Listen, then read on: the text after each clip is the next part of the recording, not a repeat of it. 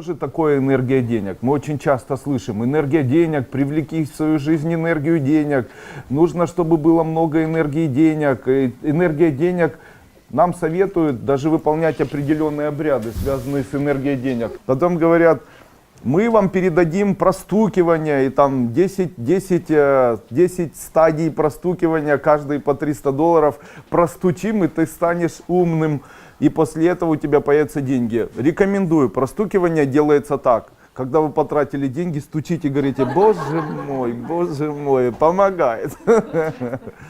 Я достал деньги, но вы меня не знаете, и вы увидели меня с этими деньгами. У вас должны возникнуть какие-то чувства.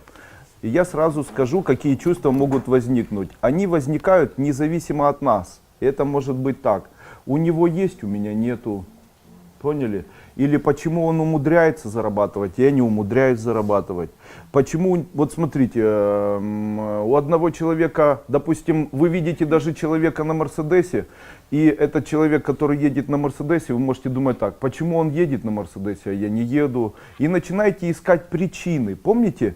Причины являются историей. История топит человека. Помните, я об этом говорил?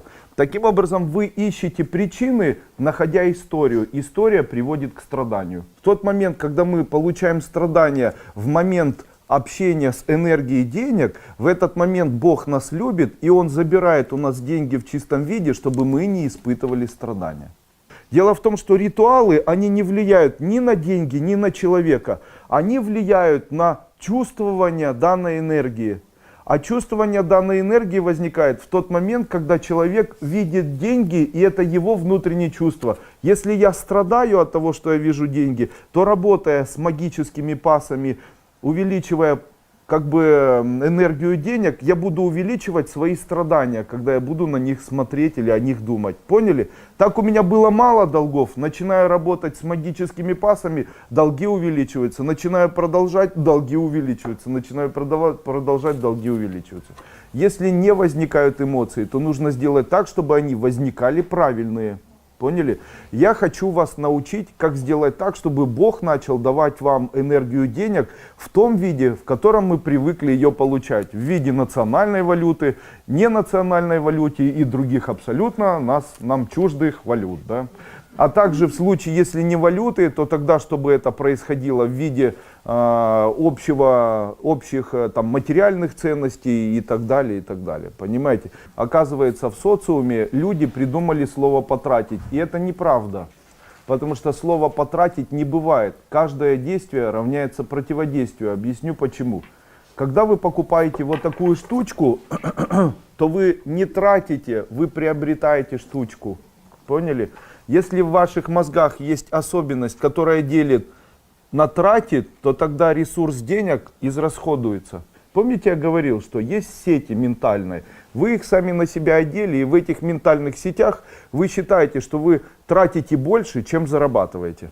Просто измени свое состояние, измени его путем получения радости, а не получением страдания. Ведь вы же мечтали о платье, вы его наконец-то нашли, вы его одели. Что же вы переживаете по поводу того, что вы потратили? Вы его приобрели. Каждый раз, когда мы начинаем ночью страдать, мы включаем состояние страдания. И это формирует в нашей жизни страдания. Помните, я говорил, особенность нашей жизни заключается в том, что если человек создает проблему страдания по отношению к чему-либо, то у него это страдание забирает. Поэтому если посвятить страдания деньгам, то тогда у вас деньги забирают. Поэтому убрать вот такое страдание калькулятора можно при помощи слова «я покупаю» или «я приобретаю». Как вам будет удобно. Каждый раз, когда вы тратите, вы можете говорить: покупайте платье, и говорите: покупаю свою красоту дополнительную. Покупка — это жертвоприношение денег. Поняли? Смотрите, покупка — это жертвоприношение денег.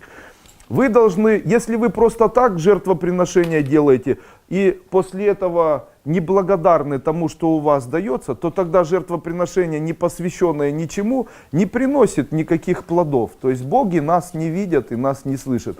Таким образом, если мы делаем такое жертвоприношение в виде денег и его посвящаем чему-то, то тогда это что-то обязательно придет. Вы представляете, из этого выходит вторая система, которая звучит так: все деньги имеют свое направление, поэтому посвящайте деньги чему-либо. Почему у нас не возникает мотивация, когда мы видим деньги, почему не возникает еще что-то, я об этом тоже сегодня расскажу, так как весь сегодняшний день будет целиком посвящен работе с энергией денег.